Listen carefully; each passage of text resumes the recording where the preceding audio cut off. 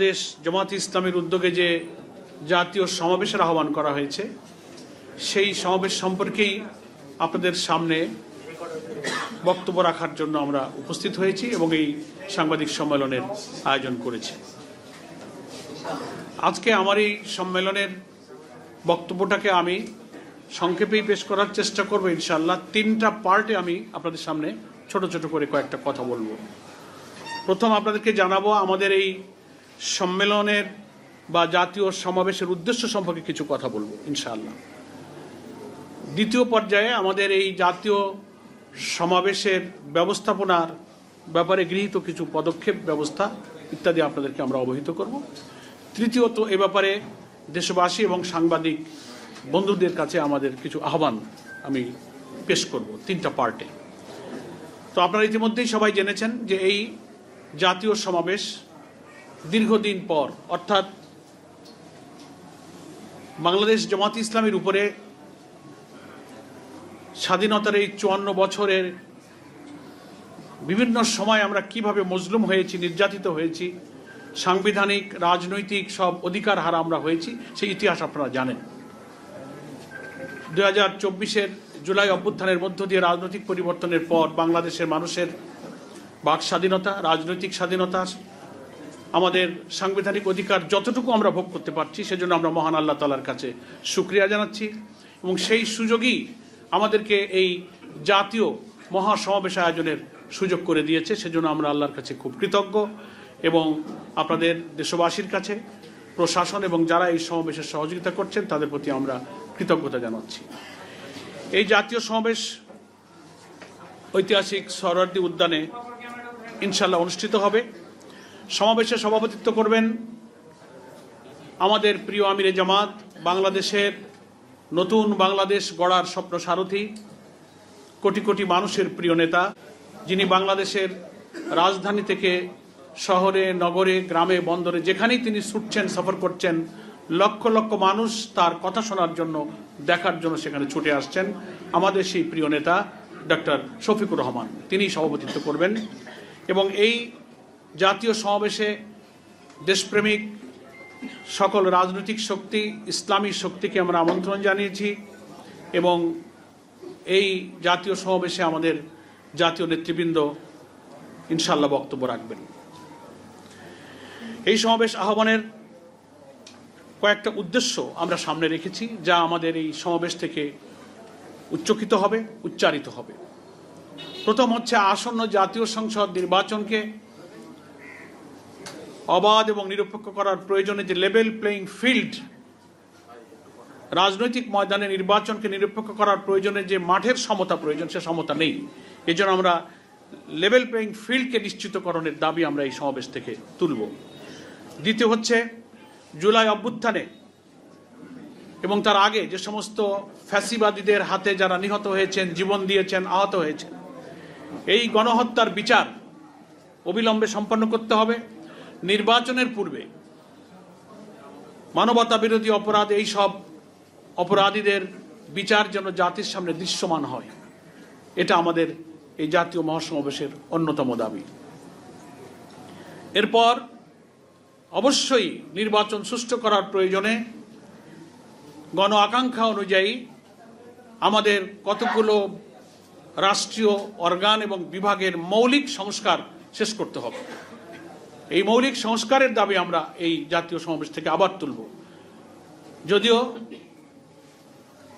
জুলাই অভ্যুত্থানের পর সকল দেশপ্রেমিক গণতান্ত্রিক শক্তি এই সংস্কারের দাবি তুলেছেন, যে রাষ্ট্রীয় কাঠামোর মধ্য দিয়ে এই ফ্যাসিবাদের জন্ম হয়েছে এবং তারা কর্তৃত্ববাদী শাসনে আমাদের দেশের সমস্ত ক্ষমতা, রাজনৈতিক, মানবিক, সাংবিধানিক সবকিছু কেড়ে নিয়ে তারা বর্বর একটা যুগ তারা শাসন করেছে।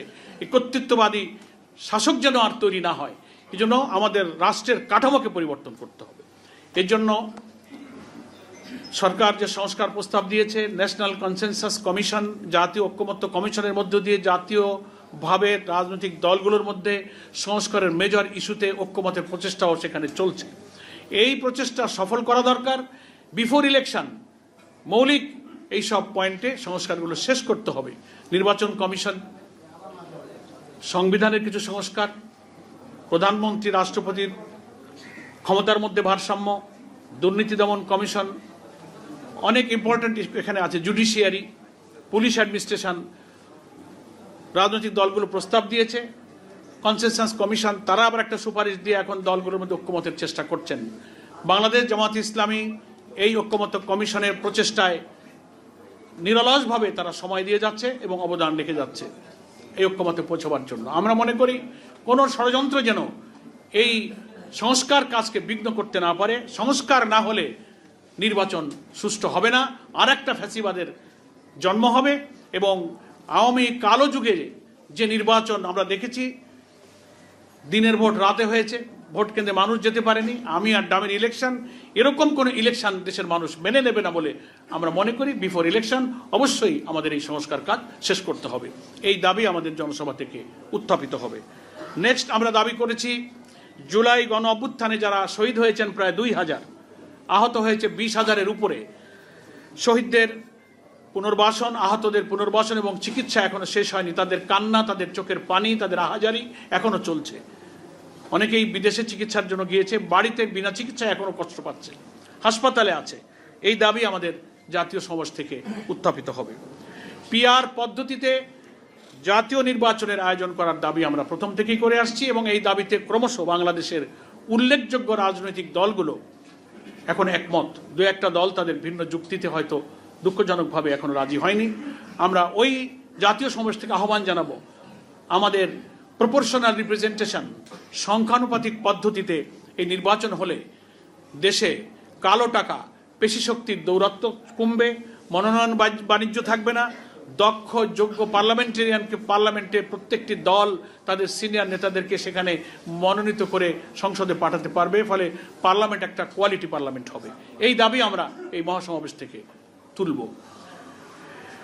এরপরে আমরা প্রবাসী 1 কোটির বেশি ভোটার আছে যারা রুটি রুজি এবং শিক্ষা নানান প্রয়োজনে প্রবাসী অবস্থান করছে। এই প্রবাসীদের ভোটাধিকার তো দিতেই হবে, ভোট কিভাবে তারা দিবে সেই ব্যবস্থাটাও নিশ্চিত করতে হবে।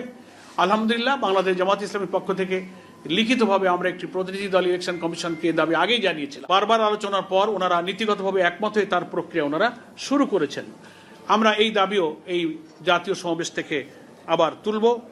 দুর্নীতিমুক্তভাবে বাংলাদেশকে বিনির্মাণের ব্যাপারে আমাদের দাবি এই সমাবেশ থেকে উত্থিত হবে। জাতীয় নির্বাচনের পূর্বে স্থানীয় নির্বাচনের যে যুক্তি, যে গ্রহণযোগ্যতা, এটাও আমরা এই মহাসমাবেশে ইনশাল্লাহ তুলে ধরব। দেশের আইন শৃঙ্খলা পরিস্থিতিতে বিরাজমান এখন যে অবস্থা আমরা দেখতে পাচ্ছি, জানমাল, রাজনৈতিক দল মত নির্বিশেষে সকলে এটা অনুভব করছেন যে আমাদের আইন শৃঙ্খলা পরিস্থিতি রক্ষায় যারা নিয়োজিত বাহিনী, বিভিন্ন এজেন্সি, তারা যথার্থ ভূমিকা পালনে ব্যর্থ হয়ে যাচ্ছেন। নিষ্ঠুরভাবে মানুষ হত্যা করা হচ্ছে, ভিন্ন মতকে সহ্য করা হচ্ছে না। এই নানান পরিস্থিতির উত্তরণে এই জাতীয় সমাবেশ থেকে আমাদের জাতীয় নেতৃবৃন্দ সরকারের প্রতি, দেশবাসীর প্রতি প্রয়োজনীয় বক্তব্য উপস্থাপন করবেন। এই সব গণ দাবিগুলো, এই গণ আকাঙ্ক্ষাগুলো সামনে রেখে আগামী 19শে জুলাই সোহরাওয়ার্দী উদ্যানে আমাদের এই জাতীয় সমাবেশের আয়োজন করা হয়েছে। দ্বিতীয় পর্যায়ে আপনাদের সামনে আমি আমাদের এই সমাবেশের ব্যবস্থাপনা সম্পর্কে আমাদের গৃহীত কিছু পদক্ষেপ তুলে ধরছি। আমাদের এই জাতীয় সমাবেশ সফল করার জন্য একটা বাস্তবায়ন কমিটি গঠন করা হয়েছিল। এটাকে সফল করার জন্য 8টি উপকমিটি গঠন করা হয়েছে। সেখানে আমাদের ডেকোরেশন, মঞ্চ, সাউন্ড সিস্টেম, প্রচার, মিডিয়া, অভ্যর্থনা, মেডিকেল, পরিবহন, শৃঙ্খলা, পানি, স্যানিটেশন, সাংস্কৃতিক বিভাগ, নানান বিভাগ সমন্বয়ে এইসব কমিটি দায়িত্ব পালন করবে ইনশাল্লাহ এই সমাবেশকে সুষ্ঠু করার জন্য। আমাদের মঞ্চ ও মাঠ ব্যবস্থাপনার ক্ষেত্রে মূল মঞ্চ আমাদের যেখানে নেতৃবৃন্দ বসতে পারবেন 80 ফিট বাই 40 ফিট এবং 2 মঞ্চের পাশে আরও 140 ফিট লম্বা একটা বড় মঞ্চ হচ্ছে এবং সব মিলিয়ে মঞ্চের পরিমাণ দাঁড়াচ্ছে 220 ফিট লম্বা মঞ্চ হচ্ছে, আর এদিকে যাচ্ছে 40 ফিট। মঞ্চের উপরে ত্রিপলযুক্ত, বৃষ্টির কারণে আমরা ছাউনির ব্যবস্থা করব। স্টেজটা হবে আমাদের 3 গ্যালারি বিশিষ্ট স্টেজ হবে। 3 গ্যালারি সিস্টেমে ধাপে ধাপে আমাদের চেয়ারে বসার ব্যবস্থা থাকবে। স্টেজের সামনে বর্ধিত আকারে একটা আধুনিক পোডিয়ামের মাধ্যমে স্পিকার স্ট্যান্ড বা বক্তা যেখানে সামনে বক্তব্য রাখবেন সে ব্যবস্থা আমরা রেখেছি। মাঠের অর্থাৎ সরোয়ার্দী উদ্যানের 3টি প্রবেশ পথে আমাদের 3টি তোরণ থাকবে। মঞ্চে জাতীয় এবং কেন্দ্রীয় নেতৃবৃন্দ এবং শহীদ পরিবারের সদস্যবৃন্দ আসন গ্রহণ করবেন, সে আসন নির্দিষ্ট থাকবে। মঞ্চের সামনে আমাদের দুদিকে আরও চেয়ার থাকবে, 300, 600 চেয়ার সামনে থাকবে। সেখানে শহীদ পরিবারের অনেক সদস্য, আহত যারা জুলাই যোদ্ধা, সাংবাদিক, সুধী, বিশিষ্ট জন এবং আমাদের জেলা আমিরগণ আমন্ত্রিত যারা আসবেন তাদেরকে আমরা সেখানে আসন ব্যবস্থা সংরক্ষিত রেখেছি। স্টেজের পেছনে একটা গ্রিন রুম থাকবে, বিভিন্ন প্রয়োজনে কেউ বিশ্রাম নিতে চাইলে সেখানে একটা আলাদা ব্যবস্থা থাকবে এবং সেখানে আমাদের মাঠের চতুর্দিকে সহজে দেখতে এবং শুনতে পারার সুবিধা রেখে 33টি এলইডি স্ক্রিন থাকবে ভেতরে এবং বাইরে সব মিলিয়ে। মাইকের হর্ন আমরা মাঠের বাইরে রাজধানীর যতদূর পৌঁছানো সম্ভব 310টি হর্ন মাইকের আপাতত সেট করার জন্য ব্যবস্থা নেওয়া হয়েছে বিস্তীর্ণ এলাকা জুড়ে। সাংবাদিক এবং ইউটিউবারদের জন্য 24x20 ফিট বিশিষ্ট একটা মিডিয়া স্টেজ থাকবে ইনশাআল্লাহ সামনের দিকে। 2টা স্টেজ থাকবে মিডিয়া এবং আমাদের ইউটিউবারদের জন্য। বিদ্যুতের অল্টারনেটিভ পৃথক জেনারেটরের ব্যবস্থা থাকবে। পানি নিষ্কাশনের একটা ব্যবস্থা থাকবে পৃথক মোটর দিয়ে। যদি বৃষ্টি নামে, আমরা আল্লাহর কাছে সাহায্য চাচ্ছি, বৃষ্টিটা এখন যদিও শ্রাবণ মাস পড়েছে, বর্ষা হওয়ার সম্ভাবনা আছে, তো পানি যেন জমে না যায় তার জন্য আমাদের কিছু প্রস্তুতি আমরা রেখেছি। এবং অসমতল মাঠকে সমান করার জন্য পর্যাপ্ত পরিমাণ বালু ফেলা হচ্ছে। আপনারা অনেকেই মাঠ দেখেছেন, প্রতিদিন আমরা মাঠ মনিটরিং করছি। আমরা মাঠটাকে সমান করে মানুষ বসতে পারবে। আমরা তো বসার ব্যবস্থা করব, মাঠেই লোকেরা বসবে, বিশাল মাঠ, এখানে এত লোকের চেয়ার দিয়ে বসলে অ্যাকোমোডেশন করা কঠিন হবে। এই জন্য আমরা ত্রিপল দিয়ে বসতে পারি, সেজন্য মাঠটাকে আমরা সমতল করার চেষ্টা করছি। প্রচারণায় সারা দেশে পোস্টার, লিফলেট বিতরণ হচ্ছে ব্যাপকভাবে। রাজধানী ঢাকাকে গুরুত্বপূর্ণ সড়ক, মোড়, ওভারব্রিজ, দর্শনীয় স্থানগুলোতে আমরা ব্যানার, ফেস্টুন, বিলবোর্ড দিয়ে আমরা সজ্জিত করার চেষ্টা করেছি। আমাদের ঢাকা মহানগরী দক্ষিণ এবং ঢাকা মহানগরী উত্তরের ব্যবস্থাপনায় সে সমস্ত প্রচার কার্যক্রম চলছে। এবং ঢাকা অন্যান্য জায়গায় ভ্রাম্যমাণ মাইকিং হচ্ছে, লিফলেট বিলি হচ্ছে, প্রচার মিছিল হচ্ছে প্রতিদিন সকাল বিকাল। ভ্রাম্যমাণ সাংস্কৃতিক পরিবেশনার মাধ্যমে এই জাতীয় সমাবেশের মূল বার্তা আমরা ছড়িয়ে দেওয়ার জন্য চেষ্টা করছি। আমাদের সাংস্কৃতিক পরিবেশনা হবে আমাদের এই জাতীয় সমাবেশের একটা আলাদা আকর্ষণ। মূল সমাবেশের কার্যক্রম যেহেতু 2টায় শুরু হবে, দুপুর 2টায় বক্তৃতার পালা, তার আগে সকাল 10টা থেকে ইনশাআল্লাহ আমাদের এই সাংস্কৃতিক পরিবেশনা শুরু হবে। সেখানে কোরআন তেলাওয়াত, হামদ, ইসলামী সঙ্গীত, কবিতা আবৃত্তি, প্রামাণ্যচিত্র প্রদর্শনী এখানে প্রদর্শিত হবে এবং পরিবেশিত হবে। বাংলাদেশের খুব পরিচিত প্রতিষ্ঠিত জাতীয় সাংস্কৃতিক সংগঠন সাইমুম শিল্পী গোষ্ঠী সহ আঞ্চলিক এবং বিভিন্ন জাতীয় সাংস্কৃতিক সংগঠন এই পরিবেশনায় অংশগ্রহণ করবেন। 20টি পয়েন্টে প্রায় 6000 স্বেচ্ছাসেবক বিভিন্ন বিভাগে দায়িত্ব পালন করবেন। বিভাগ তো আপনারা শুনলেন, অনেকগুলো ডিপার্টমেন্ট আমরা করেছি। এই সব বিভাগে আমাদের প্রায় 6000-এর মতো স্বেচ্ছাসেবক ইনশাআল্লাহ দায়িত্ব পালন করবেন। স্বেচ্ছাসেবকদের জন্য পরিচিতির সুবিধাতে আলাদা ড্রেস থাকবে। ঢাকা শহরের বাইরে থেকে, ঢাকা রাজধানী এবং পার্শ্ববর্তী জেলাগুলো থেকে যারা আসবেন, গাড়ি পার্কিংয়ের জন্য আমরা কমপক্ষে 15টা পার্কিংয়ের ব্যবস্থা আমরা রেখেছি। তাতে হবে না, আমরা যে সাড়া পাচ্ছি সারা দেশ এবং পার্শ্ববর্তী জেলাগুলো থেকে, তাতে রেলপথ, নৌপথ, সড়ক পথ সব পথেই এই জনসভার দিকে মানুষের ঢল নামবে রাজধানীর মুখে ইনশাআল্লাহ। তো আমরা সাধ্যমতো চেষ্টা করছি এই পার্কিং স্পটগুলো সেফ এবং সেফটি সিকিউরিটি কীভাবে রাখা যায় সেগুলো নির্দিষ্ট করে সেখানেও আমাদের স্বেচ্ছাসেবক ইনশাআল্লাহ থাকবে। ওয়াসা থেকে সরবরাহকৃত পানির ব্যবস্থা রাখার চেষ্টা করছি। পানি বোতলের পানি রাখার জন্য আমরা 50,000 মিনারেল ওয়াটারের বোতল রাখবার জন্য আমরা ইনশাআল্লাহ পরিকল্পনা গ্রহণ করেছি। ভিআইপি এবং সাধারণের জন্য খুব জরুরি ভিত্তিতে টয়লেটের প্রয়োজনে আমরা বেশ কিছু টয়লেট ব্যবস্থা ভিআইপিদের জন্য রেখেছি, সাধারণের জন্য আমরা ইনশাল্লাহ রাখবো।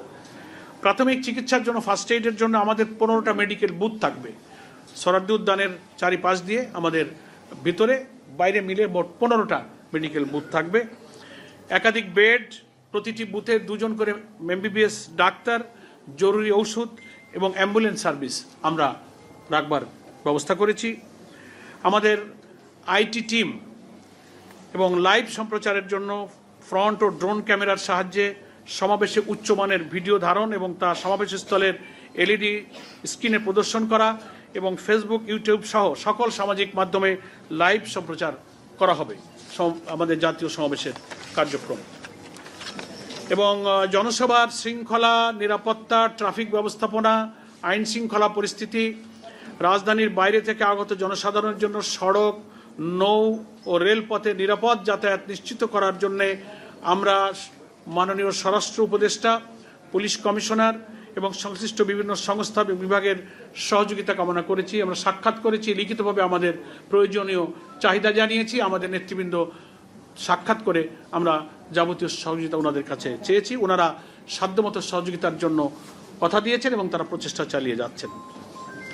রাজধানী সহ সারা দেশের সর্বস্তরের জনগণকে জাতীয় এই মহাসমাবেশে অংশগ্রহণ করার জন্য এবং সর্বাত্মক সহযোগিতা করার জন্য আমরা দেশবাসীর কাছে আন্তরিকভাবে আহ্বান জানাচ্ছি। আমরা সর্বশেষ যে খবর পাচ্ছি তাতে সারা দেশ থেকে সড়ক, নৌ এবং রেলপথে বিপুল সংখ্যক মানুষ রাজধানীতে ইনশাল্লাহ ওই দিন বিভিন্ন প্রবেশ পথ দিয়ে প্রবেশ করবে। এ কারণে দেশবাসীর কাছে আমাদের আহ্বান এবং রাজধানীবাসীর কাছে বিশেষ করে আহ্বান যে এই সব কারণে নগর জীবনে হয়তো একটু দুর্ভোগ এবং যানজট সৃষ্টি হতে পারে। আমরা জামাত ইসলামীর পক্ষ থেকে দেশবাসী এবং নগরবাসীর কাছে অগ্রিম বিনয়ের সাথে ক্ষমা প্রার্থনা করছি যে এই সমাবেশের কারণে কিছু জনদুর্ভোগ, কিছু যানজটের কারণে নগরবাসীর কিছু কষ্ট হবে। আমরা নগরবাসীর কাছে, দেশবাসীর কাছে অগ্রিম ক্ষমা প্রার্থনা করে রাখছি। আপনারা আমাদেরকে ক্ষমা সুন্দর দৃষ্টিতে দেখবেন। আপনারা জানেন যে আমরা মানুষের জন্য এবং দেশের কল্যাণেই কাজ করছি। আমাদের একটি রাজনৈতিক সাংবিধানিক অধিকার এই বিশাল জাতীয় সমাবেশ সফল করা। আমরা দুর্ভোগ এড়ানোর জন্য কিন্তু দেখবেন নগরীর কোনো সড়ক আমরা ব্যবহার করিনি। অনেকে রাস্তার উপরে সমাবেশ করেন, কিন্তু আমরা কোনো সড়ক ব্যবহার না করে ঐতিহাসিক সোহরাওয়ার্দী উদ্যানকেই ব্যবহার করার জন্য সিদ্ধান্ত নিয়েছি, যেটা খুবই ব্যয়বহুল। এখানে পানি, এখানে বালু ভর্তি করা লাগে, যথেষ্ট এক্সপেন্সিভ এখানে একটা মহাসমাবেশ করা। তবুও আমরা সড়ক এড়িয়ে আমরা এই ময়দানকেই কিন্তু জনসভার জন্য ব্যবহারের সিদ্ধান্ত নিয়েছি। যে সড়কে এরকম জনসভা করলে কিন্তু রাজধানী একেবারেই অচল হয়ে পড়ে। এটা আমরা জনস্বার্থে আমরা এই কষ্ট করেছি। ফলে আমরা দেশবাসীর কাছে আজকের এই সাংবাদিক সম্মেলন থেকে আহ্বান জানাবো, সরকার এবং সংশ্লিষ্ট প্রশাসন এবং যত বিভাগ আছে সমগ্র দেশবাসীর কাছে আমরা আন্তরিক দোয়া এবং সহযোগিতা কামনা করছি। বৃষ্টি মৌসুম হওয়ার কারণে বৃষ্টি হওয়ারও সম্ভাবনা আছে। আমরা আহ্বান জানাবো, সাংবাদিক বন্ধুদের কাছে বিশেষ অনুরোধ থাকবে, আপনাদের যথেষ্ট সহযোগিতা, সুব্যবস্থা ওখানে আপনাদের সংবাদ গ্রহণ এবং পরিবেশনের জন্য আমরা রাখবার চেষ্টা করেছি। আমাদের এই জাতীয় মহাসমাবেশে যারা উপস্থিত হবেন, বৃষ্টি হলেও তারা যেন শৃঙ্খলার সাথে এই সমাবেশ সফল করেই তারপর সমাপ্তি পর্যন্ত থাকেন, সেই আহ্বান আমরা আগের থেকেই জানিয়ে রাখছি। আমাদের সেই মোটিভেশন আগের থেকেই চলছে। প্রিয় সাংবাদিক বন্ধুগণ এবং দেশবাসী, মোটামুটি আমি আমাদের এই জাতীয় মহাসমাবেশের উদ্দেশ্য, আমাদের ব্যবস্থাপনা সংক্রান্ত কথা এবং দেশবাসী এবং নগরবাসীর প্রতি, সাংবাদিকদের প্রতি সহযোগিতার এই আহ্বান জানিয়ে আপাতত আমি আজকের এই সাংবাদিক সম্মেলনে আমাদের জাতীয় মহাসমাবেশ সম্পর্কিত বক্তব্য এখানেই শেষ করছি। আল্লাহ তাআলা আমাদের এই মহাসমাবেশকে আবহাওয়া সহ সামগ্রিক পরিবেশ অনুকূল রেখে সুষ্ঠুভাবে সম্পন্ন করার তৌফিক দান করুন। আমিন। আমা তৌফিকে ইল্লা বিল্লাহ। আসসালামু আলাইকুম ওয়া রাহমাতুল্লাহি ওয়া বারাকাতুহু।